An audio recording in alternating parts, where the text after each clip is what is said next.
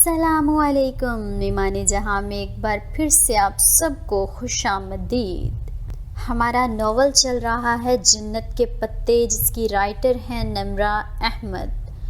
تو بڑھتے ہیں ہم لوگ قسط نمبر 13 کی جانب۔ عائشہ گل نے کہا تھا کہ اس سفید محل کی مالکن وہ ہے، اس لیے وہ ادھر رک گئی تھی۔ ذہنی اور جسمانی طور پر وہ قطعاً اتنی صحت یاب نہیں تھی کہ وہ واپس جاتی۔ ابھی وہ اکیلی نہیں رہنا چاہتی تھی، اسے کوئی سہارا چاہیے تھا، اور اس نے ان 3 عورتوں کو اپنا سہارا بنا لیا۔ آج کل استنبول گئی ہوئی تھیں اور پیچھے گھر میں صرف وہ دونوں بہنیں اس کے ساتھ تھیں۔ صبح اس نے عائشہ کا لایا ہوا لباس زیب تن کیا، پوری آستینوں والی پاؤں کو چھوتی آف وائٹ میکسی جس کا گلا گردن تک بند تھا اور جگہ جگہ سفید ننھے موتی لگے تھے۔ بال چہرے کے ایک طرف ڈالے، وہ دونوں پہلوؤں سے میکسی ذرا سی اٹھائے لکڑی کے زینے اتر رہی تھی۔ جب اس نے عائشہ کی آواز سنی، وہ نیچے اپنے بیڈ روم کے ادھ کھلے دروازے سے کمبل تہہ کرتے ہوئے بہارے کو آوازیں دیتی نظر آ رہی تھی۔ بہارے گل، اٹھ جاؤ، اور کتنا سوؤگی؟ فیروزی اسکارف اور اسکرٹ بلاؤز پہ لمبا سویٹر پہنے وہ باہر جانے کے لیے تیار تھی۔ بس 5 منٹ اور عائشہ گل، کمبل سے بہارے کی آواز آئی۔ ہماری امت کے صبح کے کاموں میں برکت ہوتی ہے بہارے۔ جو علل صبح روزی کی تلاش میں نکلتے ہیں ان کا رزق بڑھتا ہے، جو پڑھتے ہیں ان کا علم بڑھتا ہے، اور جو سوتے رہتے ہیں ان کی نیند بڑھ جاتی ہے، اور پھر وہ سارا دن سوتے ہی رہتے ہیں۔ بہارے منہ بسوڑتی کمبل پھینک کر اٹھی۔ عائشہ اس کا کمبل بھی تہہ کرنے لگی۔ تم ہمارے ساتھ چلو گی حیا؟ بہارے نے مندی آنکھوں سے اسے چوکھٹ میں کھڑے دیکھا تو پوچھ اٹھی۔ ہاں، ابھی تم جنگل جاؤ گی؟ نہیں، پہلے ہم سفیر کی ممی کی طرف جائیں گے، مجھے ذرا کام تھا ان سے، ٹھیک ہے نا؟ عائشہ نے تائید چاہی۔ شیور، اس نے شانے اچکا دیے۔ وہ خود ان 2 بہنوں کے رحم و کرم پہ خود کو چھوڑ چکی تھی۔ یہ سب کس لیے؟ عائشہ بگی کے صندوق میں چمکتے ہوئے اوزار رکھ رہی تھی تو حیا پوچھ اٹھی۔ ہم جنگل لکڑیاں کاٹنے جاتے ہیں، یہاں لکڑیاں کاٹنے کی اجازت ہے تو نہیں، مگر ہمارے پاس خصوصی پرمٹ ہے۔ ہم لکڑی کی چیزیں بنا کر بازار بیچتے ہیں۔ اتنے بڑے گھر کی مالکن کو بڑھئی بننے کی کیا ضرورت ہے؟ وہ بگی میں چڑھتے ہوئے مسکرا کر بولی تھی۔ حیا سلیمان، ہمیں انڈر اسٹیمیٹ مت کرو، ہم بہت مہنگی چیزیں بناتے ہیں، وہ ہنس کر کہتے ہوئے اندر بیٹھ گئی۔ وہ دونوں اطراف میں تھیں اور بہارے ان کے درمیان میں۔ بگی اب بنگلوں سے گھری سڑک پر دوڑنے لگی تھی۔ گھوڑے کی ٹاپوں کی آواز سارے ماحول میں گونج رہی تھی۔ عثمان انکل کا گھر کہاں ہے؟ وہیں مسجد کے پاس۔ تم نے ہماری مسجد دیکھی ہے نا؟ وہاں تم ایک دفعہ آئی تھی۔ ہاں، مجھے یاد ہے، میں نے تب تم دونوں کو دیکھا تھا، وہ ہوا سے اڑتے بالوں کو سمیٹتے ہوئے بولی تھی۔ بہارے کے چہرے پہ بار بار اس کے بال اڑ کر آ رہے تھے، مگر بہارے برا مانے بغیر اپنے گلابی بڑے سے پرس کو سینے سے لگائے خاموشی سے بیٹھی تھی۔ اس کے گھنگریالے بال، بھورے بال پونی میں بندھے تھے۔ تمہارے ساتھ اس دن کون تھا؟ عائشہ نے آنکھیں بند کر کے لمحے بھر کو جیسے یاد کیا۔ فیروزی اسکارف میں اس کی بھوری سبز آنکھیں اب نیلی سبز لگ رہی تھیں۔ ہاں، وہ میرا کزن ہے اور شوہر بھی۔ اچھا تھا، عائشہ مسکرا دی۔ وہ بھی جواباً ذرا سا مسکرا دی۔ اسی پل اسے وہ اچھا شخص بہت یاد آیا تھا۔ شیخ عثمان شبیر کا بنگلہ بیوکدا کے دوسرے بنگلوں کی نسبت ذرا سادہ تھا۔ ایک بڑے کمرے میں جہاں فرشی نشست تھی، حلیمہ آنٹی ان کا انتظار کر رہی تھیں۔ وہ بہت ملنسار، بہت خوبصورت خاتون تھیں۔ شلوار قمیض پہ بڑا سا دوپٹہ چہرے کے گرد لپیٹے وہ پہلی ہی نظر میں اسے بہت اچھی لگی تھیں۔ یہ حیا ہے، میں نے بتایا تھا نا؟ عائشہ قالین پہ ان کے سامنے دوزانوں ہو کر بیٹھ گئی۔ دونوں کے درمیان ایک چھوٹی میز تھی جس پہ عائشہ نے اپنا ہاتھ رکھ دیا۔ حیا اور بہارے ایک طرف بیٹھ گئیں۔ میں جانتی ہوں، مجھے اچھا لگا کہ تم حیا کو ساتھ لائی ہو۔ وہ مسکرا کر عائشہ کے ہاتھ کی پشت پر اسپرے کر رہی تھیں۔ حیا جواباً مسکرائی۔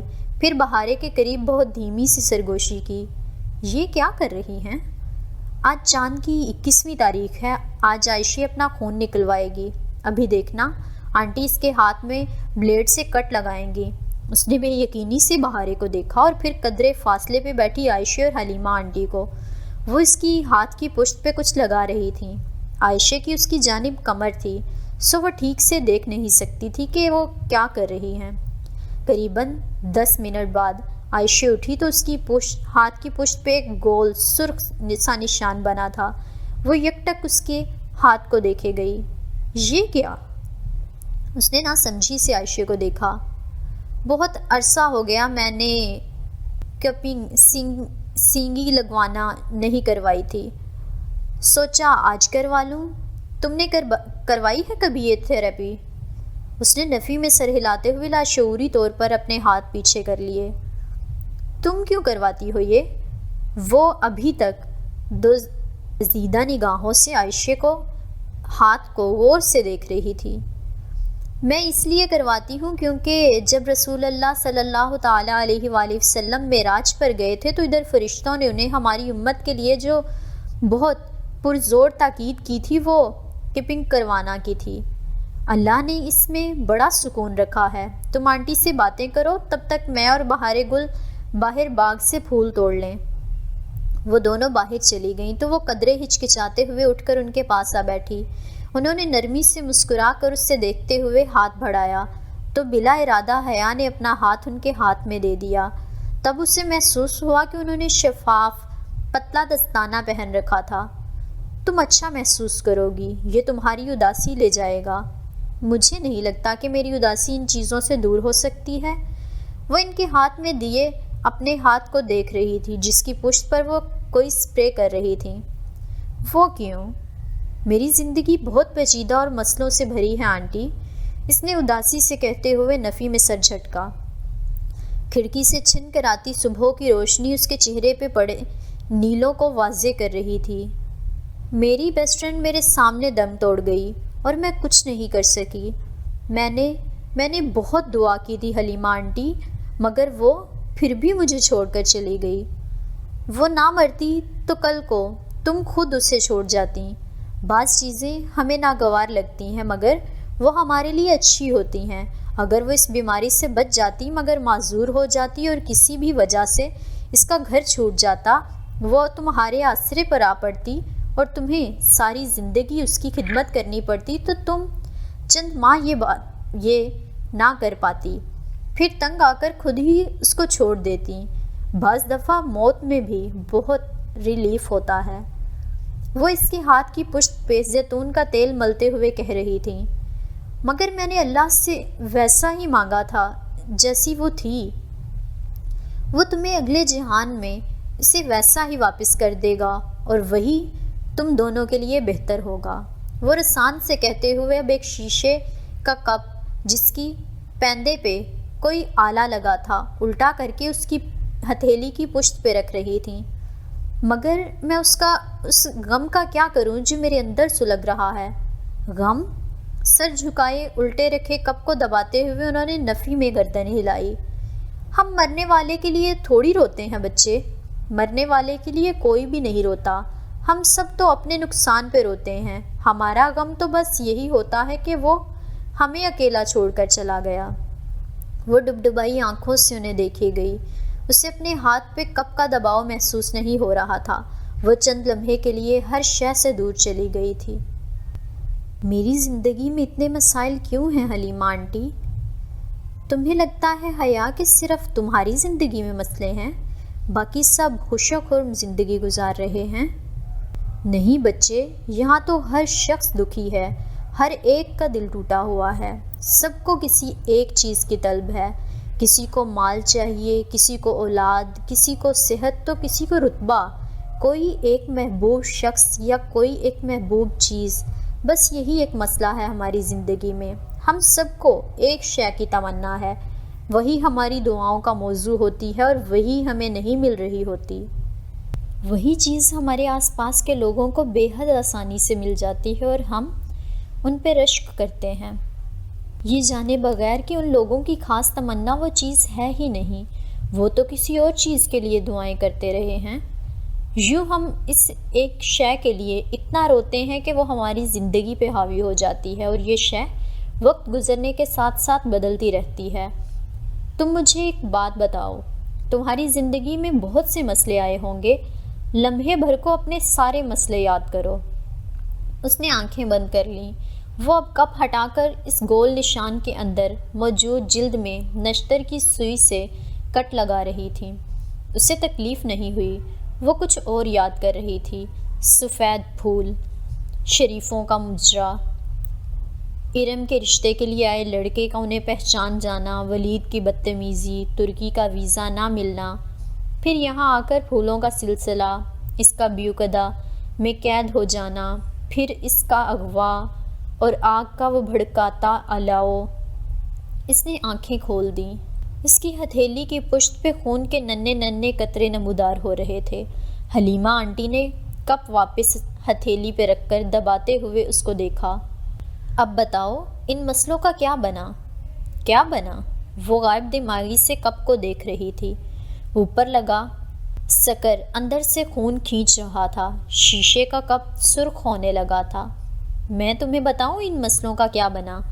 وہ مسئلے حل ہو گئے، سارے مسئلے ایک ایک کر کے حل ہوتے گئے، مگر نئے مسئلوں نے تمہیں اتنا الجھا دیا کہ تمہارے پاس ان بھولے بسرے مسئلوں سے نکلنے پہ اللہ کا شکر ادا کرنے کا وقت ہی نہیں رہا۔ وہ بے یقینی سے انہیں دیکھ رہی تھی۔ واقعی اس کے وہ سارے مسئلے تو حل ہو گئے تھے، اس نے کبھی سوچا ہی نہیں۔ ہر شخص کی زندگی میں ایک ایسا لمحہ ضرور آتا ہے جب وہ تباہی کے دہانے پہ کھڑا ہوتا ہے اور اس کے راز کھلنے والے ہوتے ہیں۔ وہ اس وقت جب وہ خوف کے کوہ طور پہ تلے کھڑا کپ کپا رہا ہوتا ہے تو اللہ اسے بچا لیتا ہے۔ یہ اللہ تعالیٰ کا احسان ہے، اور اسے اپنے ایک ایک احسان یاد ہیں۔ ہم بھول جاتے ہیں، وہ نہیں بھولتا۔ تم اپنے حل ہوئے مسئلوں کے لیے اس کا شکر ادا کیا کرو۔ جب ساری زندگی تمہارے مسئلے حل کرتا آیا ہے، وہ آگے بھی کر دے گا۔ پھر وہی کرو جو وہ کہتا ہے، پھر وہ وہی کرے گا جو تم کہتی ہو۔ پھر جن کے لیے تم روتی ہو تمہارے لیے روئیں گے، مگر تب تمہیں فرق نہیں پڑے گا۔ کپ کا شیشہ سرخ ہو چکا تھا، اس میں اوپر تک خون بھرتا جا رہا تھا۔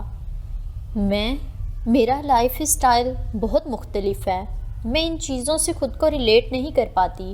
لمبی لمبی نمازیں، تسبیحات، یہ سب نہیں ہوتا مجھ سے۔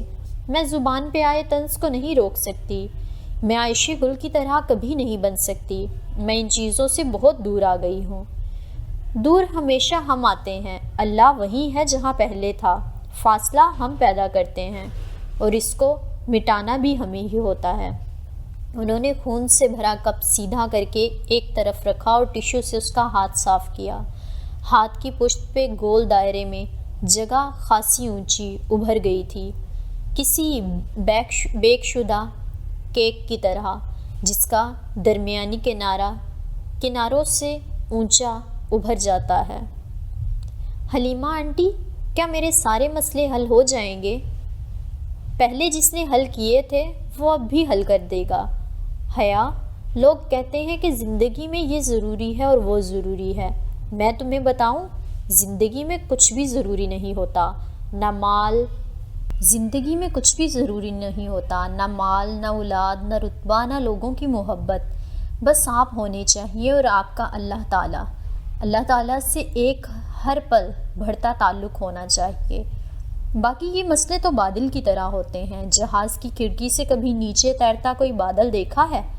اوپر سے دیکھو تو وہ کتنا بے ضرر لگتا ہے، مگر جو اس بادل تلے کھڑا ہوتا ہے نا، اس کا پورا آسمان بادل ڈھانپ لیتا ہے، اور وہ سمجھتا ہے کہ روشنی ختم ہو گئی اور دنیا تاریک ہو گئی۔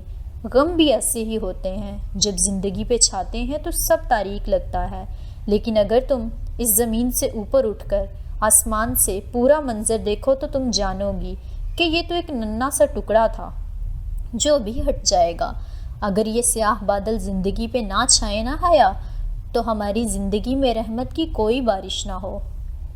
انہوں نے تیل لگا کر اس کا ہاتھ صاف کر دیا تھا۔ اس نے ہاتھ چہرے کے قریب لے جا کر دیکھا۔ میں اتنا جلی ہوں آنٹی کہ مجھے لگتا ہے کہ میرا دل ہی مر گیا ہے۔ جلنا تو پڑتا ہے بچے، جلے بغیر کبھی سونا کندن نہیں بنتا۔ ان کی بات پہ وہ آزردگی سے مسکرائی۔ یہ ابھی ٹھیک ہو جائے گا اور تم بھی ٹھیک ہو جاؤ گی۔ تھینک یو آنٹی، مجھے آپ سے بات کر کے بہت اچھا لگا۔ ایک آخری بات، کیا یہ اتفاق تھا کہ عثمان انکل اور ہم ایک ہی فلائٹ میں آئے تھے؟ اس دنیا میں اتفاق کم ہی ہوتے ہیں۔ میرا خیال ہے عثمان کو عبد الرحمن نے ایسا کہا تھا۔ وہ سمجھ کر سر ہلا کر اٹھ کھڑی ہوئی۔ کبھی اسے لگتا اسے زندگی میں سب سے زیادہ تکلیف پاشا نے دی ہے، اور کبھی لگتا کہ اس کے احسان اس کی دی گئی اذیت سے بھی زیادہ ہیں۔ بگی سڑک پہ رواں دواں تھی۔ رات کی بارش اب سوکھ چکی تھی اور ہر جگہ نکھری نکھری دھلی دھلی لگ رہی تھی۔ سبزہ ہوا، سرمئی سڑک، وہ چھوٹا سا جزیرہ گویا جنت کا ٹکڑا لگتا تھا۔ وہ بگی کی کھڑکی سے باہر دیکھتی ان باتوں کو سوچ رہی تھی جو حلیمہ آنٹی نے اس سے کہی تھیں۔ عائشہ، اس نے کچھ کہنے کے لیے گردن ان دونوں کی طرف پھیری تو ایک دم ٹھہر گئی۔ درمیان میں بیٹھی بہارے اپنے گلابی پرس سے کچھ نکال رہی تھی۔ حیا بالکل ساکت، سانس روکے اسے دیکھے گئی۔ وہ حیا کا بھورے رنگ کا لکڑی کا پزل باکس تھا۔ بہارے، یہ تم نے کہاں سے لیا؟ وہ بنا پلک جھپکے اس باکس کو دیکھ رہی تھی۔ یہ مجھے عبد الرحمن نے میری برتھ ڈے پہ گفٹ کیا تھا۔ اس میں میرا گفٹ ہے، مگر ابھی یہ مجھ سے کھلا نہیں ہے۔ وہ مایوسی سے بتاتی اس کی سلائڈ پہ انگلی پھیر رہی تھی جس میں 5 حروف بنے تھے۔ باکس کے اوپر ڈھکن کی سطح پہ انگریزی میں ایک لمبی سی نظم کھدی تھی۔ یہ حیا کا باکس نہیں تھا، مگر یہ بالکل اس جیسا تھا۔ یہ اس نے کہاں سے لیا؟ ہم سے ہی لیا تھا، عائشہ نے بتایا نہیں۔ ہم جنگل سے لکڑیاں کاٹ کر یہی پزل باکس تو بناتے ہیں، بہت مہنگے بکتے ہیں یہ۔ ان میں 5 لیٹر کوڈ لگتا ہے جس کے بغیر یہ نہیں کھلتے۔ عائشہ مسکراتی ہوئی بہارے کی بات سن رہی تھی۔ سنو، وہ بہت دیر بعد بولی۔ اس کی نگاہیں ابھی تک اس باکس پہ تھیں۔ تم نے کبھی کوئی ایسا باکس بنایا ہے جس میں 6 حروف کا کوڈ ہو؟ وہ دونوں ایک دم چونکیں۔ ہاں، میں نے بنایا تھا۔ کس کے لیے؟ وہ اچنبھے سے بولی۔ عبد الرحمن کا کوئی ملازم تھا، اس نے 6 حرفی کوڈ بار کا آرڈر دیا تھا تو میں نے بنا دیا۔ مہینہ پہلے کی بات ہے، وہ سوچ کر بتانے لگی۔ تو اس کا کوڈ تم نے ہی رکھا ہوگا، تمہیں وہ یاد ہے؟ یاد؟ عائشہ ذرا جھیم کر ہنسی۔ 6 حروف کا کوئی لفظ ذہن میں نہیں آ رہا تھا تو میں نے اس کا کوڈ عائشہ رکھ دیا۔ عائشہ میں 6 حروف ہوتے ہیں نا؟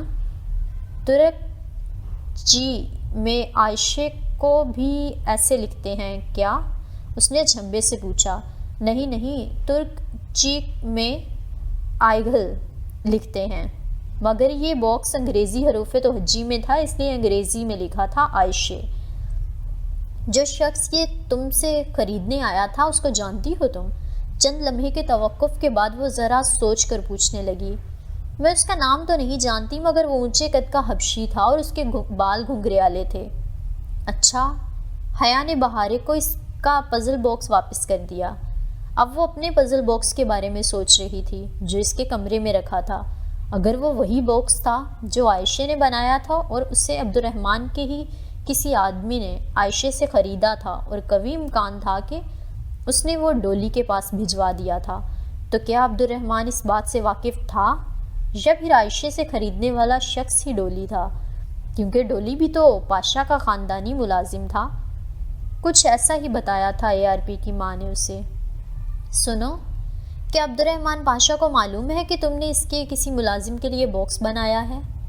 حیا، مجھ سے بہت سے لوگ پزل باکس خریدتے ہیں، میں ہر ایک کی خبر عبد الرحمن کو نہیں کرتی، اور اس نے تو مجھے عبد الرحمن کو بتانے سے منع کیا تھا۔ تمہیں اس لیے بتا رہی ہوں کیونکہ اس نے صرف عبد الرحمن کو بتانے سے منع کیا تھا۔ عائشہ ذرا سا مسکرا کر بولی۔ حیا نے اس بات میں گردن ہلا دی اور باہر دیکھنے لگی۔ بگی اس بل کھاتی سڑک پہ اوپر چڑھ رہی تھی۔ وہاں دونوں اطراف میں سرسبز اونچے درخت تھے۔ مری میں عموماً سڑک کے ایک جانب ایسے اونچے درخت ہوتے اور دوسری جانب کھائی، مگر یہاں دونوں جانب ہی گھنا جنگل تھا۔ بالآخر ایک جگہ بگیبان نے بگی روک دی۔ عائشہ نیچے اتری اور بگی کے پیچھے مرصع صندوق سے اوزاروں کا بھاری تھیلا نکالا۔ حیا اور بہاریں بھی اس کے پیچھے اتر آئیں۔ اب آگے انہوں نے پیدل چلنا تھا۔ تم چلو گی؟ عائشہ نے تھیلا اٹھاتے ہوئے ذرا فکر مندی سے اس سے پوچھا کہ تم چل لو گی؟ ہاں، میں بہتر محسوس کر رہی ہوں، اس نے دھیمی مسکراہٹ کے ساتھ عائشہ کو تسلی دی۔ بہاریں سب سے آگے اچھلتی کودتی، ذرا لہک لہک کر کچھ گاتی چل رہی تھی۔ کائنات وہ ہے جسے تم نے بنایا، اور سیدھا راستہ وہ ہے جسے تو نے دکھایا۔ بس تو قدموں کو پھیر دے اپنی رضا کی طرف، اے بلندیوں کے رب۔ وہ ایک عربی گیت گنگناتی ادھر ادھر پودوں میں ہاتھ مارتی چل رہی تھی۔ عائشہ اس کے عقب میں تھی اور سب سے پیچھے حیا تھی۔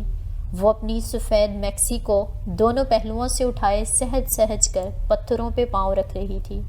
وہاں ہر سو سرخ صنوبر اور ببول کے درخت تھے۔ کچھ ایسے درخت بھی تھے جن کو وہ نہیں پہچانتی تھی۔ سرخ اور جامنی پھولوں کی جھاڑیوں میں بھی جا بجا تھیں۔ جنگل میں کافی آگے جا کر عائشہ ایک جگہ رکی۔ وہاں ایک درخت کا کٹا ہوا تنا پڑا تھا۔ اس نے تھیلا زمین پہ رکھا اور اندر سے کلہاڑے نکالے۔ ٹھنڈی ہوا صنوبر کے پتوں کو ہولے ہولے جھلا رہی تھی۔ حیا ایک بڑے درخت سے ٹیک لگا کر بیٹھ گئی اور عائشہ کو کٹے ہوئے تنے پہ کلہاڑے سے ضربے مارتے دیکھتی رہی۔ اس کے تنے دونوں کی تھکن، نکاہت اور بیماری، حلیہ سب نکاہت زدہ تھا، مگر اب وہ سب حلیمہ آنٹی کے شیشے کے پیالے میں رہ گئی تھی۔ وہ اب خود کو بہت ہلکا پھلکا اور تازہ دم محسوس کر رہی تھی۔ نیا چہرہ، نئی روح، نئی زندگی۔ بہاریں بھی اس کے ساتھ آ کر بیٹھ گئی۔ حیا کے بال ہوا سے اڑ کر اس کے چہرے کو چھونے لگے۔ اس نے اپنے چھوٹے چھوٹے ہاتھوں سے نرمی سے ان کو سمیٹا۔ تمہارے بال کتنے خوبصورت ہیں حیا۔ اس نے گردن ذرا سی موڑ کر مسکراتے ہوئے بہاریں کو دیکھا۔ وہ بہت محویت سے اس کے بالوں میں ہاتھ اوپر سے نیچے پھیر کر کہہ رہی تھی، میرا بھی دل چاہتا ہے کہ میرے بال اتنے ہی لمبے اور ملائم ہوں اور میں انہیں ایسے ہی کھولوں، مگر جوش سے کہتے کہتے اس کا چہرہ بجھ سا گیا۔ مگر عائشہ کہتی ہے اچھی لڑکیاں بال کھول کر نہیں نکلتی۔ بہاریں کی بات پہ اس نے ایک نظر عائشہ کو دیکھا، جو کوٹ کی آستینیں موڑے رکوع میں جھکی لکڑی پہ کلہاڑا مار رہی تھی۔ ہر ضرب کے بعد وہ سیدھی ہوتی اور پیشانی پہ آیا پسینہ آستین سے پونچھ کر پھر سے جھک جاتی۔ وہ تمہیں منع کرتی ہے؟ نہیں، وہ کہتی ہے بہاریں تمہاری مرضی، جب تم میں حیا نہ رہے تو جو جی چاہے کرو۔ اس نے عائشہ کے خفگی بھرے انداز کی نقل کر کے دکھائی۔ تم ساری دنیا میں سب سے زیادہ عائشہ کی بات مانتی ہو؟ نہیں، پہلے عبد الرحمن کی، پھر عائشہ کی۔ تم عبد الرحمن کو بہت پسند کرتی ہو بہاریں؟ وہ اپنی حیرت کو چھپاتے ہوئے استفسار کرنے لگی۔ کیا یہ بہنیں عبد الرحمن کی شہرت نہیں جانتی، یا یہ اسے لوگوں سے زیادہ جانتی ہیں؟ بہت زیادہ، وہ ہے ہی اتنا اچھا۔ وہ اس کے بالوں کو ہاتھ میں لیے بہت محبت سے کہہ رہی تھی۔ حیا نے اپنے کھلے بالوں کو دیکھا اور پھر بہاریں کی نفاست سے بندھی گھنگریالی پونی کو۔ میں بال باندھ لوں بہاریں؟ مجھے ہوا تنگ کر رہی ہے۔ اس نے جیسے خود کو وضاحت دی کہ وہ عائشہ کی اچھی لڑکیوں والی نشانیوں کا اثر نہیں لے رہی، ہوا کی وجہ سے بال باندھنا چاہ رہی ہے۔ میں باندھ دوں؟ میرے پاس فالتو پونی ہے۔ اس نے اپنے گلابی پرس میں ہاتھ ڈال کر جھٹ سے ایک سرخ رنگ کا بینڈ نکالا۔ حیا نے ذرا سا رخ موڑ لیا۔ بہاریں اس کی پشت پہ گھٹنوں کے بل اونچی ہو کر بیٹھ گئی۔ حیا نے آنکھیں موند لیں۔ عثمانی سلطنت کی شہزادیاں تمہاری طرح خوبصورت ہوں گی حیا، ہے نا؟ وہ نرمی سے اس کے بالوں میں انگلیاں چلاتی اس کی ایک ڈھیلی سی چوٹی بنا رہی تھی۔ بینڈ باندھ کر اس نے چوٹی حیا کے کندھے پہ آگے کو ڈال دی۔ حیا نے اپنی موٹی سیاہ چوٹی پہ ہاتھ پھیرا اور گردن موڑ کر ممنونیت سے بہاریں کو دیکھا۔ میری اماں کہتی ہیں کہ میں اتنی خوبصورت نہ لگتی اگر میں اپنی گرومنگ پہ اتنی محنت نہ کرتی۔ تمہارا اور عائشہ کا شکریہ، ورنہ میرے بال نہ بچ پاتے۔ دوست کس لیے ہوتے ہیں؟ بہاریں نے مسکرا کر شانے اچکائے۔ اس نے اور عائشہ نے کن جوکھوں سے اس کے بال سے ویکس اتاری تھی، یہ روداد بہاریں اسے سنا چکی تھی۔ ویکس بال ضائع تب کرتی اگر کھینچ کر اتاری جاتی، جبکہ انہوں نے اسے پگھلا کر نرم کر کے اتارا تھا۔ پزل باکس دکھاؤ، میں اس کی پہیلی دیکھوں۔ بہاریں گل نے سر ہلا کر بیگ سے باکس نکال کر اسے تھمایا۔ اس کا گلابی بیگ ایک زنبیل تھی جس میں سے ہر شے نکل آتی تھی۔ بہاریں، تم نے حیا کا گفٹ نہیں بنایا؟ عائشہ نے ہاتھ روک کر رکوع میں جھکے جھکے سر اٹھا کر خفگی سے اپنی بہن کو دیکھا۔ اوہ ہاں، میں ابھی آئی۔ بہاریں ماتھے پہ ہاتھ مارتی اٹھی، بڑے تھیلے میں سے ایک خالی ٹوکری نکالی اور درختوں کے درمیان اچھلتی پھدکتی آگے بھاگ گئی۔ عائشہ واپس سے کام میں مصروف ہو گئی۔ حیا سر تنے سے ٹکائے باکس کو چہرے کے سامنے لا کر دیکھنے لگی۔ اس کے ڈھکن پہ انگریزی میں چند فقرے کھدے تھے جو شاید ایک نظم تھی۔ A creamy eye in silver chest, sleep in a salty depth, rises from a prison grain, shines as its veil is slain۔ Puzzle box کے کوڈ بار میں 5 چوکٹھے بنے تھے۔ حیا نے 3-4 دفعہ اس نظم کو پڑھا تو اسے وہ 5 حروف لفظ سمجھ آ گیا جو اس باکس کی کنجی تھا۔ پہیلی آسان تھی مگر ظاہر ہے وہ بہاریں کو جواب نہیں بتا سکتی تھی۔ وہ بہاریں کا تحفہ تھا اور وہ اسے ہی کھولنا تھا۔ مگر کون لکھتا تھا یہ نظمیں، یہ پہیلیاں؟ باکس گود میں رکھ کے اس نے آنکھیں موند لیں۔ اس کے جسم کا سارا درد دھیرے دھیرے غائب ہو رہا تھا۔ ہر سو میٹھی نیند تھی۔ بہت دنوں بعد اس پہ یہ سکون چھا رہا تھا۔ یہ حلیمہ آنٹی کی باتوں کو سوچتی، اپنے حل ہوئے مسئلوں کو یاد کرتی۔ کب سو گئی اسے پتہ ہی نہ چلا۔ جب اس کی آنکھ کھلی تو وہ جنگل میں اکیلی تھی۔ عائشہ اور بہاریں وہاں نہیں تھیں۔ وہ ہڑبڑا کر اٹھی۔ عائشہ، بہاریں! وہ متحوش انداز میں ان کو پکارتی درختوں کے درمیان آگے کو بھاگی۔ حیا، ہم ادھر ہیں، عائشہ نے کہیں قریب سے پکارا۔ وہ آواز کا تعاقب کرتی اس گھنے جھنڈ تک آئی تو دیکھا عائشہ ان درختوں کے پاس کلہاڑا پکڑے کھڑی تھی۔ ساتھ ہی بہاریں زمین پہ بیٹھی تھی، کٹا تنا ساتھ ہی رکھا تھا۔ تم سو گئی تھی تو مجھے لگا ہماری آوازیں تمہیں ڈسٹرب نہ کریں، سو ہم سب کچھ ادھر لے آئے۔ خیر تھی عائشہ، اس نے خفت سے ان دونوں کو دیکھا۔ تنا، لکڑیاں، اوزار، وہ ہر چیز بنا آواز پیدا کیے وہاں سے لے گئی تھی، وہ بھی صرف اس کے خیال سے۔ اسے ان 2 پریوں کی طرح معصوم لڑکیوں پہ بے حد پیار آیا۔ تم بتاؤ، تمہاری طبیعت کیسی ہے؟ بہتر ہے، وہ بہاریں کے ساتھ خشک گھاس پہ بیٹھ گئی۔ بہاریں کی گود میں سفید پھولوں کی لڑی رکھی تھی۔ وہ دونوں ہاتھوں میں ایک موٹی سبز ٹہنی پکڑے اس کے دونوں سرے ملا کر ان کو باندھ رہی تھی، یوں کہ وہ ایک گول سبز سا رنگ بن گیا تھا۔ تم کیا کر رہی ہو؟ تمہارا گفٹ بنا رہی ہوں۔ تمہیں پہیلی سمجھ میں آئی؟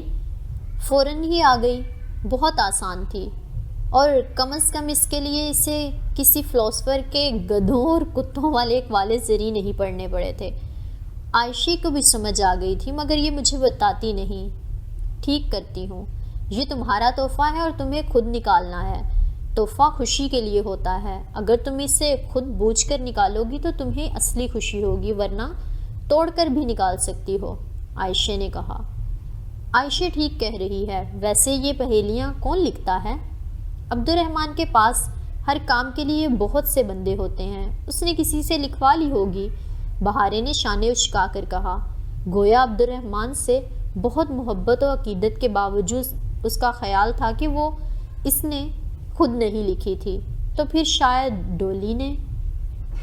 بہاریں بہت مہارت سے سفید پھولوں کی لڑی کو سبز ٹہنی پہ لپیٹ رہی تھی، یہاں تک کہ سبز رنگ ایک سفید پھولدار حلقے میں تبدیل ہو گیا۔ اس نے دونوں ہاتھوں سے وہ تاج حیا کے سر پہ رکھا، بہاریں گل اور عائشہ گل کی طرف سے۔ اس کے نام پہ، اس انداز پہ کام کرتی عائشہ نے بھی مسکرا کر دیکھا۔ بہاریں گل اور عائشہ گل کا بہت شکریہ۔ حیا نے مسکراتے ہوئے سر پہ تاج چھوا۔ میں ایسے تاج بکثرت ملتے تھے مگر ان میں سے کوئی تاج اتنا خوبصورت نہ تھا۔ کوئی تاج اتنا خوبصورت ہو بھی کیسے سکتا تھا جیسا بہاریں نے بنایا تھا؟ بہاریں اب پزل باکس اور سوئی دھاگا احتیاط سے اپنی گلابی زنبیل میں رکھ کر عائشہ کے ساتھ کام کروانے لگی تھی۔ اس نے بھی اٹھنا چاہا مگر عائشہ نے روک دیا۔ تم مہمان ہو اور تمہاری طبیعت بھی ٹھیک نہیں، جب ٹھیک ہو جائے گی تو کروا لینا۔ پھر کام ختم کر کے بہارے نے چٹائی بچھائی اور بڑی باسکٹ سے پانی کی بوتل نکال کر حیا اور عائشہ کے ہاتھ دھلائے، پھر لنچ باکسز کھول کھول کر چٹائی پر رکھنے لگی۔ یہ تلی ہوئی مچھلی ہے، یہ سلاد ہے اور یہ مرغابی کا سالن۔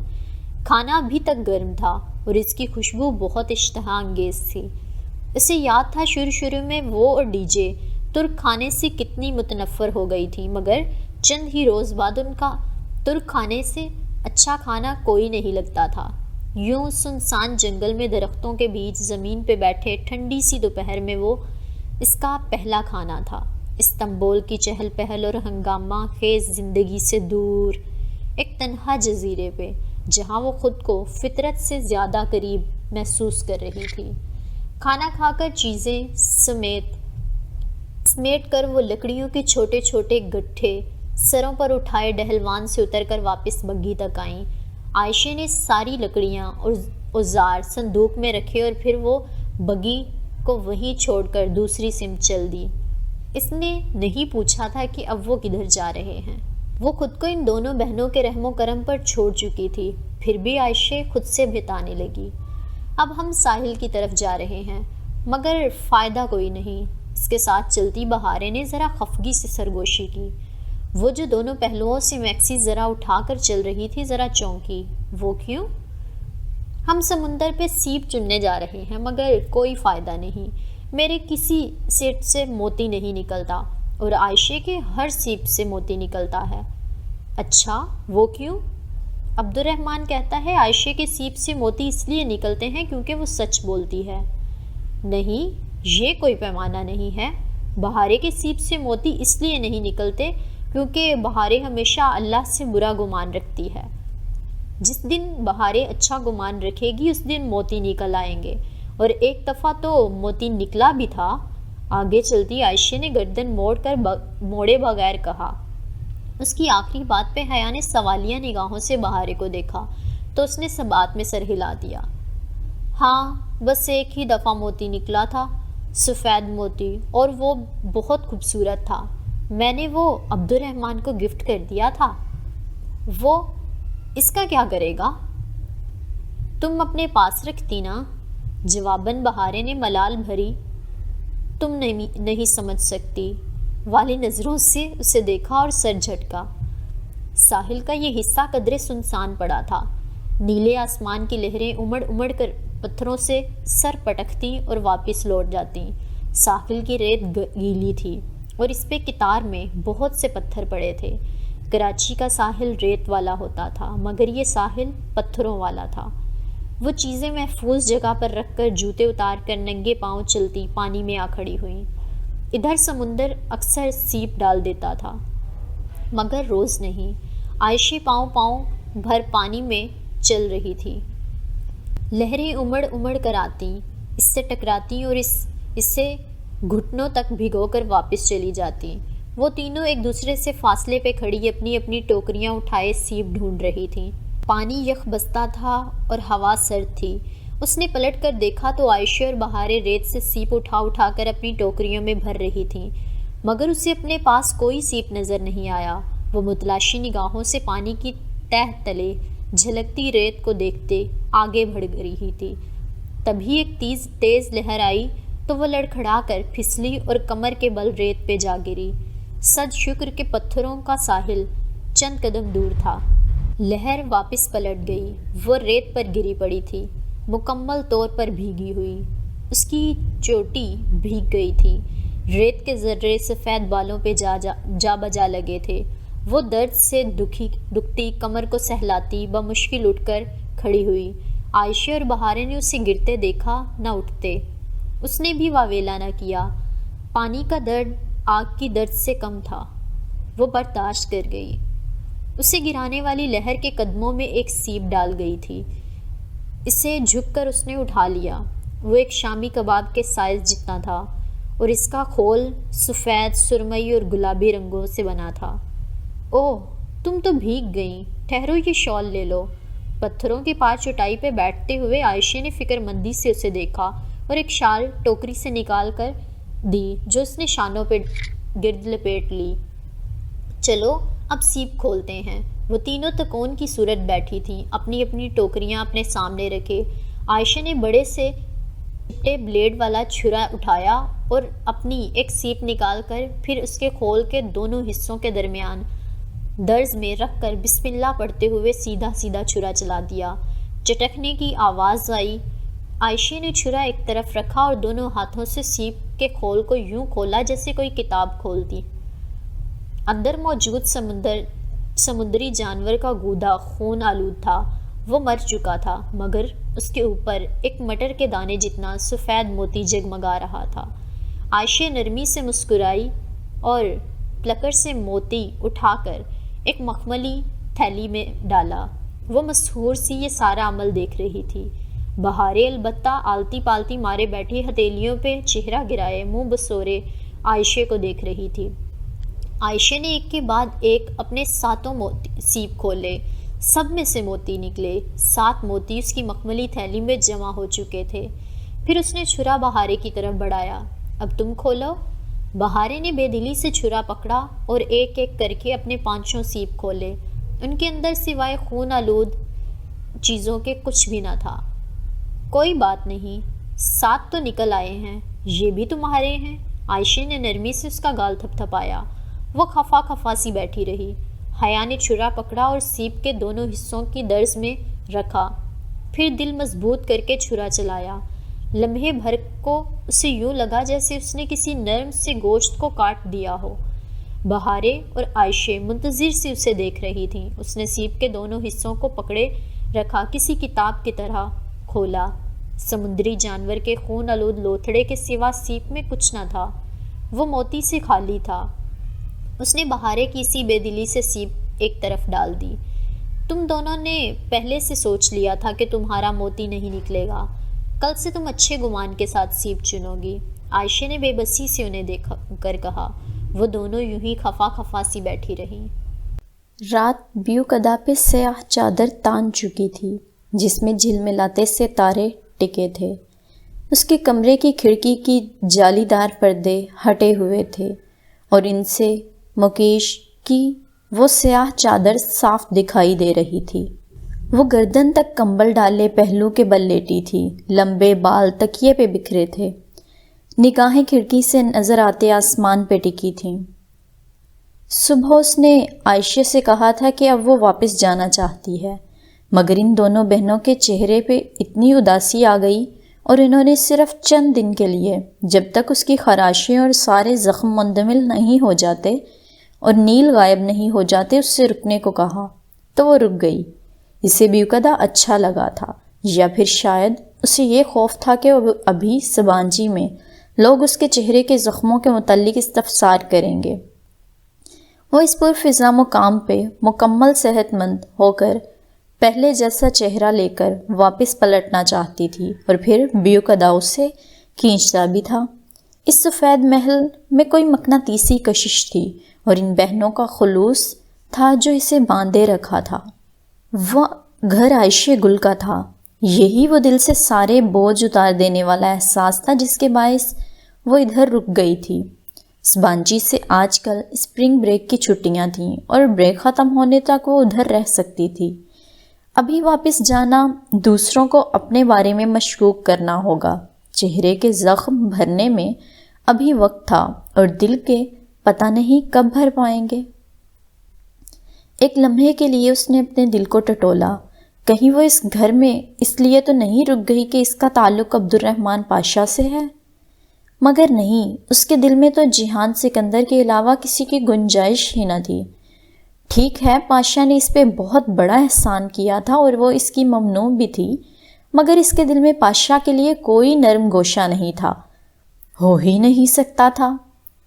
اس نے ابھی تک موبائل نہیں لیا تھا۔ عائشہ نے کہا تھا کہ کل تک ان کے ہوٹل کا ملازم موبائل اور سم پہنچا دے گا بل سمیت۔ اس نے ابا سے کچھ پیسے عائشہ کے اکاؤنٹ میں منگوا لیے تھے تاکہ وہ اپنے اخراجات خود اٹھا سکے۔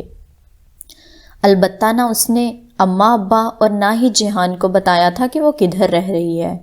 وہ پہلے ہی دن ان سے دور تھی۔ جہان بھی رہے، جہاں بھی رہے، کیا فرق پڑتا تھا؟ اور پھر استنبول میں عبد الرحمن پاشا کی رہائش سے بڑھ کر محفوظ جگہ کوئی نہ تھی، اس کا اندازہ اسے ہو چکا تھا۔ مگر جہان جانے وہ کیسا ہوگا؟ اتنے دنوں سے اس سے بات بھی نہ ہوئی تھی۔ آخری دفعہ اسے تب دیکھا تھا جب وہ اسے ٹاکسم پر چھوڑنے آیا تھا۔ تب بخار کے باعث اس کی آنکھیں اور ناک سرخ تھی۔ پتہ نہیں اس کا بخار ٹھیک ہوا ہوگا یا نہیں۔ وہ اسے فون کرنے کا سوچ کر اٹھی اور باہر آ کر گول چکر زینہ اترنے لگی۔ آخری سیڑھی پہ اس کے قدم سست پڑ گئے۔ لیونگ روم میں انگیٹھی دہک رہی تھی اور اس کے سامنے عائشہ گل صوفے پہ پاؤں اوپر کیے بیٹھی تھی، حیا کی جانب پشت کیے۔ وہ ہاتھوں میں قرآن پاک پکڑے پڑھ رہی تھی، مدھم، دھیمی، خوبصورت آواز جو آیات کے ساتھ اوپر نیچے ہوتی تھی، اور آگ والے جنت والوں کو پکار پکار کر کہیں گے کہ ڈالو ہم پر پانی، یا اس میں سے کچھ جو اللہ نے تمہیں بخشا ہے۔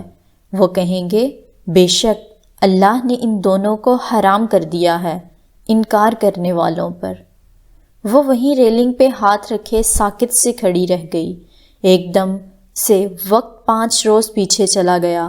وہ کرسی سے بندھی ہوئی اسی کمرے میں گری پڑی تھی جس میں بہت سے آگ تھی، الاؤ، انگیٹھی، ابلتا ویکس، دہکتی سلاخیں۔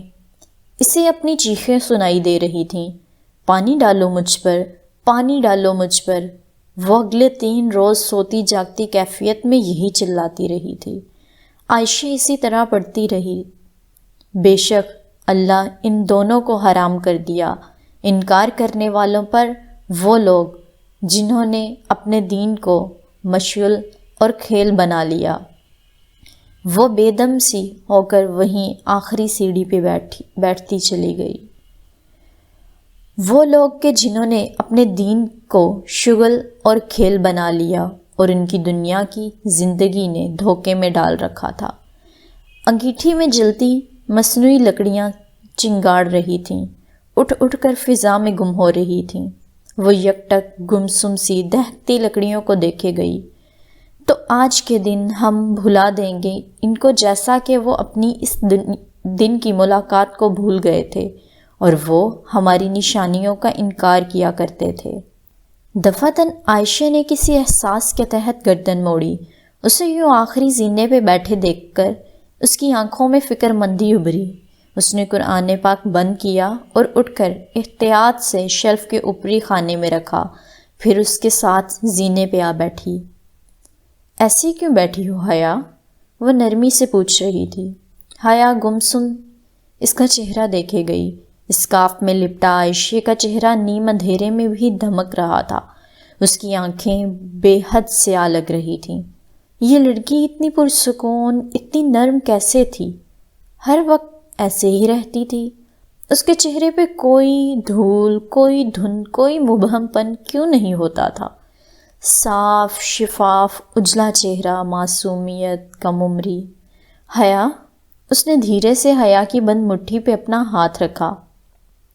حیا نے چہرہ ذرا سا پھیرا تھا۔ اس سے روشنی نہیں دیکھی جا رہی تھی۔ اس کی آنکھیں اندھیرے کی بہت عادی ہو چکی تھیں۔ یہ دنیا دھوکے میں کیسے ڈالتی ہے عائشہ؟ وہ بالکل بھی اسے نہیں دیکھ رہی تھی۔ وہ الاؤ کو دیکھ رہی تھی جس سے سرخ دانے اڑ اڑ کر ہوا میں تحلیل ہو رہے تھے۔ جب یہ اپنی چمکنے والی چیزوں میں اتنا گم کر لیتی ہے کہ اللہ ہمیں بھول جاتا ہے۔ کیا مجھے بھی دنیا نے دھوکے میں ڈال رکھا ہے؟ پہلی دفعہ دھوکہ انسان بھولپن میں کھاتا ہے، مگر بار بار کھائے تو اس کا گناہ بن جاتا ہے، اور اگر کسی احساس ہونے کے بعد نہ کھائے تو اسے ایک بری یاد سمجھ کر بھول جانا چاہیے اور زندگی نئے سرے سے شروع کرنی چاہیے۔ نئے سرے سے؟ اسے یوں ٹرن لینا آسان ہوتا ہے کیا؟ انسان کا دل چاہتا ہے کہ وہ خوبصورت لگے، خوبصورت لباس پہنے، کیا یہ بری بات ہے؟ اس کی آواز میں بے بسی در آئی تھی، جیسے وہ کچھ سمجھ نہیں پا رہی تھی۔ کیا غلط تھا، کیا صحیح، سب گڈمڈ ہو رہا تھا۔ نہیں، اللہ تعالیٰ خوبصورت ہے اور خوبصورتی کو پسند کرتا ہے حیا۔ یہ چیزیں زندگی کا حصہ ہونی چاہیے، مگر ان کو آپ کی پوری زندگی نہیں بننا چاہیے۔ انسان کو ان چیزوں سے اوپر ہونا چاہیے۔ کچھ لوگ میری طرح ہوتے ہیں جن کی زندگی لکڑی کے کھلونے بنانے، مچھلی پکڑنے اور سچے موتی چننے تک محدود ہوتی ہے، اور کچھ لوگ بڑے مقاصد لے کر جیتے ہیں۔ پھر وہ چھوٹی چھوٹی باتوں کو لے کر پریشان نہیں ہوتے۔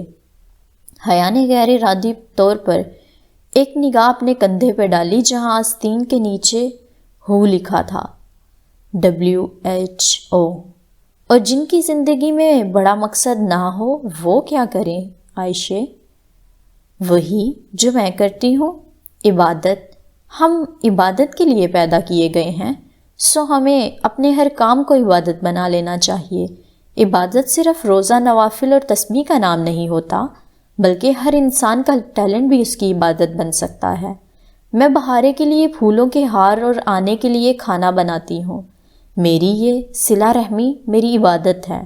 میں پزل باکس اور موتیوں کے ہار بیچتی ہوں۔ میرا یہ رزق تلاشنا میری عبادت ہے۔ یہ چھوٹے چھوٹے کام کرتے کرتے انسان بڑے بڑے مقاصد پا لیتا ہے حیا۔ اور انسان ان چیزوں کے لیے مضبوطی کہاں سے لائے عائشہ؟ حیا، مجھے لگتا ہے ہم لڑکیوں نے اپنے اوپر فریجائل سٹیکرز یعنی نازک سٹیکرز لگا رکھے ہیں۔ فریجائل سٹیکرز سمجھتی ہو نا؟ وہ جو نازک اشیاء کی پیکنگ کے اوپر چسپاں ہوتے ہیں اور ان پہ لکھا ہوتا ہے ہینڈل ود کیئر۔ وہی سٹیکرز ہم لڑکیاں اپنی پیشانی پہ لگائے رکھتی ہیں۔ پھر کسی کا ذرا سا طنز ہو یا بیجا پڑی ڈانٹ، ذرا سا کانٹا چبھ جائے یا دل ٹوٹ جائے، ہم گھنٹوں روتی رہتی ہیں۔ اللہ نے ہمیں اتنا نازک نہیں بنایا تھا حیا، ہم نے خود کو بہت نازک بنا لیا ہے، اور جب ہم لڑکیاں ان چیزوں سے اوپر اٹھ جائیں گی تو ہمیں زندگی میں بڑے مقاصد نظر آ جائیں گے۔ عائشہ خاموش ہو گئی۔ اب لیونگ روم میں صرف لکڑیوں کے چٹکنے کی آواز آ رہی تھی۔ عائشہ گل، تم بہت پیاری باتیں کرتی ہو، وہ تکان سے مسکرا کر بولی تو عائشہ دھیرے سے ہنس دی۔ تم بھی بہت پیاری ہو حیا۔ یہ تو تم نے مروت میں کہا۔ اچھا عائشہ، میں کل سے تم دونوں کے کمرے میں سو جایا کروں، مجھے اوپر والے کمرے میں تنہائی محسوس ہوتی ہے۔ ٹھیک ہے، پھر ہم کل اپنے کمرے کی سیٹنگ بدل دیں گے، بڑا والا ڈبل بیڈ گیسٹ روم سے ادھر لے آئیں گے، عائشہ اٹھتے ہوئے بولی۔ اس نے مسکرا کر دھیرے سے سر ہلا دیا۔ جو بھی تھا، عائشہ کی باتیں اس کے دل کو بہت الجھا دیا کرتی تھیں۔ وہ کبھی بھی زندگی میں ایسے تذبذب اور شش و پنج میں مبتلا نہیں رہی تھی جس سے اب گزر رہی تھی۔ اگلے روز اسے موبائل تو ہوٹل کے گرینڈ، وہ ہوٹل جو بیوقدہ میں AR پاشا کا گڑھ بن چکا تھا، اس کے ملازم نے سم سمیت لا دیا تھا، مگر بیڈ وہ شفٹ نہ کر سکیں کہ وہ کھل ہی نہیں رہا تھا۔ انہوں نے یہ کام ایک دن کے لیے ملتوی کر دیا۔ سو رات کو جب وہ سونے لیٹی تو اوپر اپنے کمرے میں اکیلی ہی تھی۔ آنکھیں بند کرتے ہی اس کے ذہن کے پردوں پہ وہی رات دہکتی سلاخیں اور بھڑکتا الاؤ چھانے لگا تو وہ مضطرب سی اٹھ بیٹھی۔ وہ رات اس کا پیچھا نہیں چھوڑتی تھی، اس کے مسئلے ختم ہونے کا نام ہی نہیں لیتے تھے۔ پہلے وہ سفید پھول اور پاشا کا تعاقب، اور اب یہ یادیں۔ اگر وہ اس روز اکیلی مسز عبداللہ کے گھر سے نہ نکلی ہوتی، اور اگر 5-6 ماہ قبل وہ اس چیریٹی لنچ پہ اس 5 اسٹار ہوٹل میں نہ گئی ہوتی تو یہ مسئلے پیش ہی نہ آتے۔ اس نے بہت اضطراب سے سوچا تھا۔ یقیناً پاشا اسی چیریٹی لنچ پہ مدعو تھا۔ اسے اس سفید محل میں جگہ جگہ پاشا اور آنے کی تصاویر آویزہ نظر آئی تھیں، اور اب تک تو اسے عبد الرحمن پاشا کی شکل حفظ ہو چکی تھی۔ اس نے آنکھیں بند کر کے یاد کرنے کی سعی کی، کیا اس نے اس لنچ پہ پاشا کو دیکھا تھا؟ اسے فون نمبرز یاد نہیں رہتے تھے کیونکہ وہ انہیں یاد رکھنے کی کوشش ہی نہ کرتی تھی۔ ہاں، اس کے بچپن میں ہوتا تھا وہ ڈائری پہ نمبرز لکھنے اور زبانی یاد کرنے کا رواج، مگر جب سے موبائل کلچر عام ہوا تھا اس نے فون بک میں نمبرز محفوظ کر کے انہیں یاد کرنا چھوڑ دیا تھا۔ البتہ چہرے، مناظر، چھوٹی چھوٹی جزیات، کپڑوں کے ڈیزائن پوری تفصیل کے ساتھ اسے یاد رہا کرتے تھے، اور اسے نہیں یاد تھا کہ اس نے پاشا کو اس لنچ پہ دیکھا تھا۔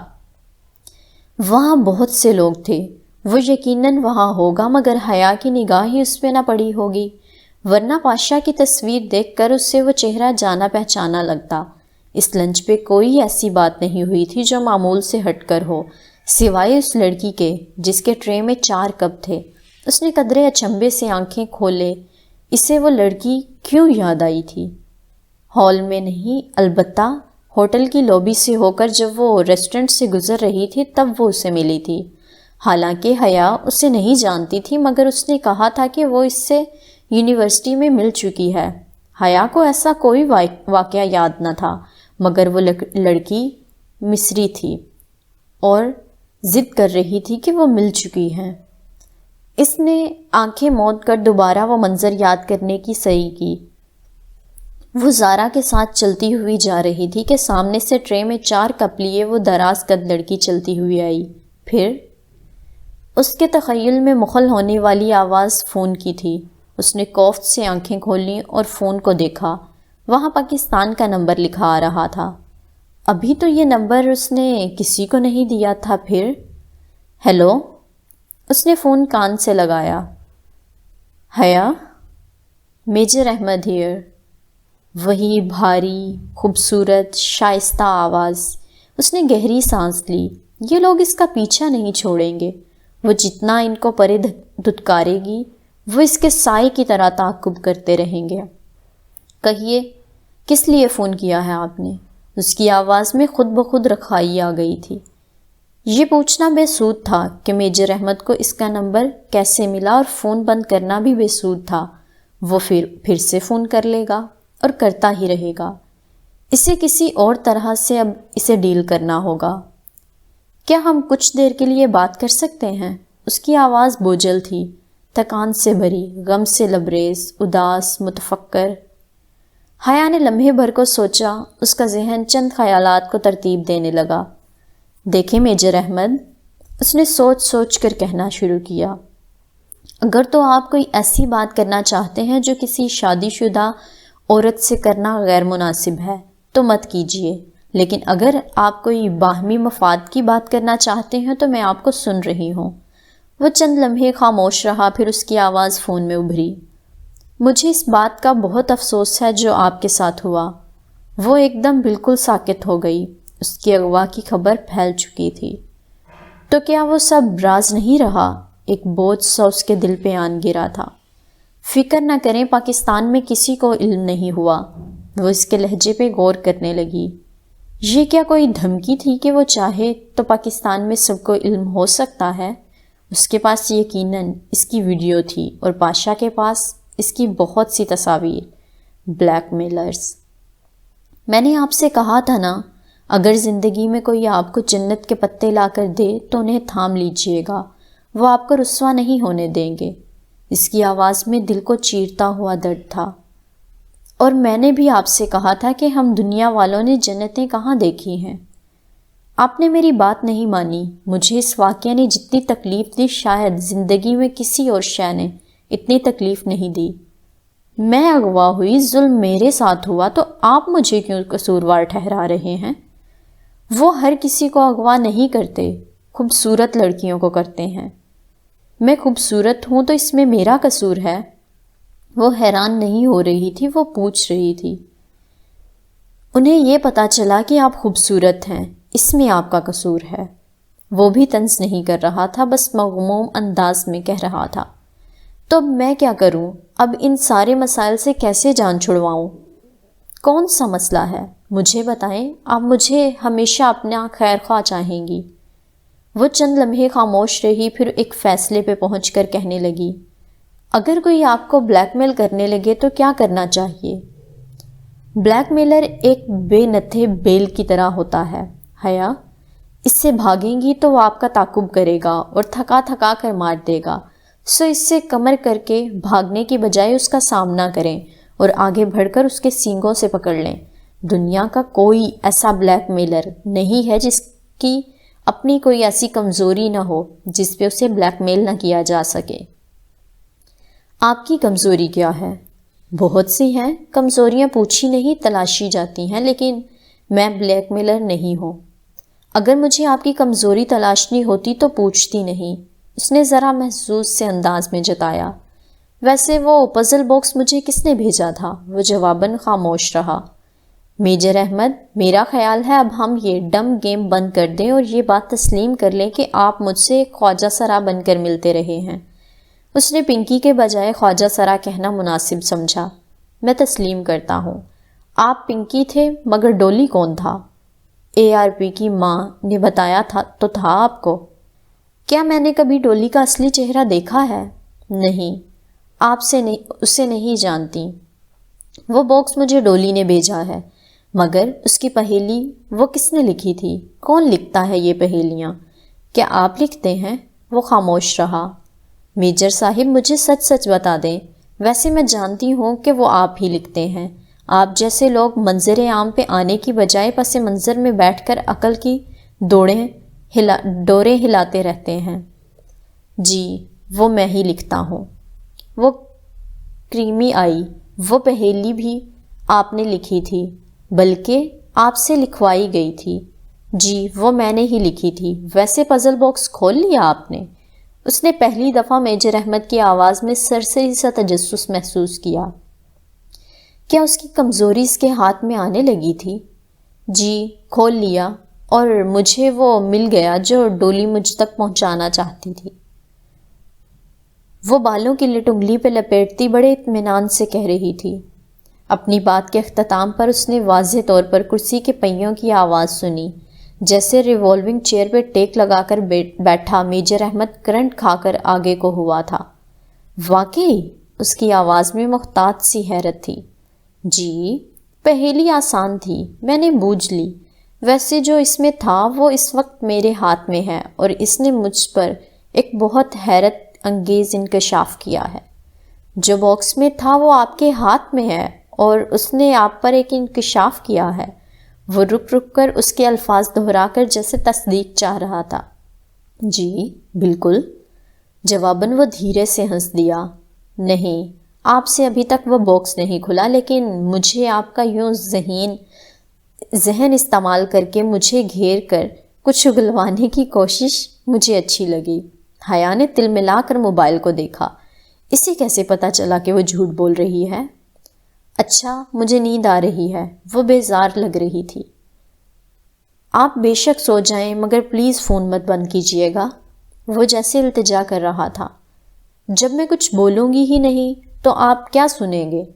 میں آپ کی خاموشی سنوں گا۔ میں سو رہی ہوں، بائے، اس نے تکیے پہ سر رکھتے ہوئے جان چھوڑو والے انداز میں کہا، مگر پھر اس نے واقعی موبائل بند نہیں کیا۔ ایک ہاتھ سے فون کان پہ سے لگائے، دوسرا بازو آنکھوں پہ رکھے، وہ کب سو گئی اسے علم ہی نہیں ہوا۔ صبح اٹھتے ہی اس نے موبائل چیک کیا تو میجر احمد کی کال کا دورانیہ 3 گھنٹے اور 20 منٹ لکھا آ رہا تھا۔ وہ دم بخود رہ گئی۔ اس نے تو بمشکل 10 منٹ میجر احمد سے بات کی تھی، تو کیا 3 گھنٹے وہ اس کی خاموشی سنتا رہا تھا؟ عجیب آدمی تھا یہ بھی۔ ویسے آپ لوگوں کو سچ بتاؤں، مجھے بھی نا اس کی یہ حرکت بڑی ہی مزیدار لگی ہے کہ 3 گھنٹے 20 منٹ کسی کی خاموشی کیسے سن سکتا ہے کوئی؟ اتنی دیر تو بندہ کسی کی بات سنتا ہوا بور ہو جاتا ہے، اور وہ خاموشی سنتا رہا ہے۔ What a craziness. خیر، تجسس بڑھتا جا رہا ہے کہ حیا کی زندگی میں جہان رہے گا، میجر احمد رہے گا، یا پھر عبد الرحمن پاشا۔ حیا کس کا انتخاب کرے گی؟ کیونکہ تینوں کا کریکٹر بہت پازیٹیو دکھایا جا رہا ہے، بہت اچھا دکھایا جا رہا ہے۔ تو مزے کی بات اندر یہ ہے کہ لڑکی ایک ہے، تو وہ کس کا انتخاب کرے گی؟